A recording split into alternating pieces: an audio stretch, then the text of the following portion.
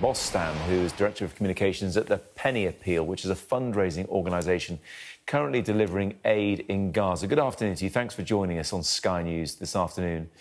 Tell us about the challenges you're facing in getting aid to people in Gaza. Good afternoon. The challenges are unprecedented, and they are the worst they've been for a very long time, actually, since the conflict began. We're in a situation now where getting trucks over the border is virtually impossible. Just to give you a demonstration of that, we require, as you've heard the United Nations say on a number of occasions, over 500 trucks to go over the Rafah border every day just to meet the basic needs of the people in Gaza. At this moment in time, yesterday, to give you an example, only 14 trucks went over the border. And last month, in the entirety of the month, there were just 723 trucks that went over, when the reality required was over 15,000 trucks. So that gives you, in mathematical terms, an indication of the scale of the challenge. And inside Gaza itself, the situation is absolutely dire. You are facing a situation where now in northern Gaza, it costs $52 US dollars to get even a glass of water. So it really is an absolutely desperate situation for the people on the ground at the moment. Which does beg the question about the black market there for basic supplies to keep people alive. Someone's making money there along the way, which beggars belief right now.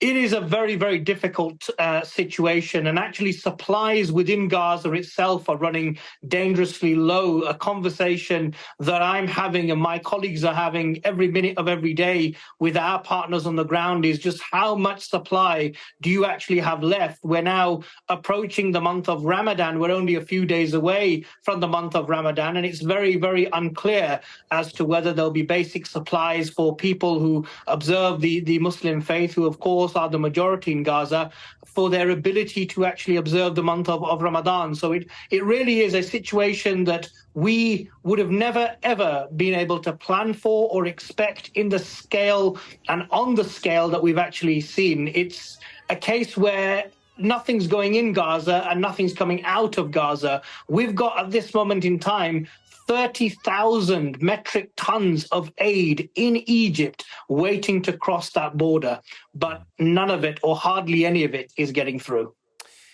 I would imagine as well, and we heard earlier on about the challenge of getting people to drive these vehicles to actually volunteer to take this across, because the more desperation there is for aid, the more risky it becomes. We saw that situation, of course, in northern Gaza, on the edge of Gaza City. A complicated situation. On the one hand, people desperately trying to get hold of food. On the other hand, jumpy, perhaps, IDF forces firing shots and sparking what seemed like some sort of a stampede, and vehicles then fleeing. You can understand that situation to a degree.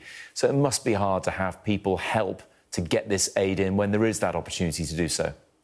It is absolutely unprecedented in terms of the scale of the challenge. Look, humanitarian organizations like ourselves, the United Nations and others, made a very clear warning that if Rafah was to become a central place of bombardment and of conflict, it would have devastating consequences for so many people who have had to flee to Rafah. Rafah is the central place where a lot of aid distributions, where a lot of the assembly of the aid, distribution of the aid was taking place. And now you've got over 1.5 million people there. And even when Rafah just had some 280,000 people, it was still overcrowded. But it is very, very difficult for the people themselves and indeed for the drivers. And the drivers themselves, just to give you a bit of context. So you have a driver who will drive the aid in Egypt and to the Rafah border, and then once it gets over the border, there are drivers within Gaza itself that usually take over, and they are heroic people because they are literally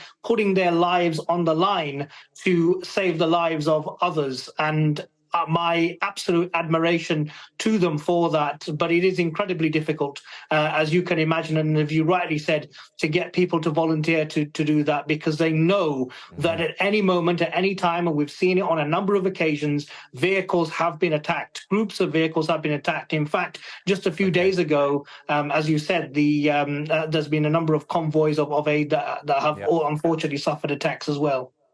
Ahmed Bostan from the Penny Appeal fundraising organisation delivering aid in Gaza. Many thanks indeed for your time from Birmingham this afternoon. Thank you very much indeed.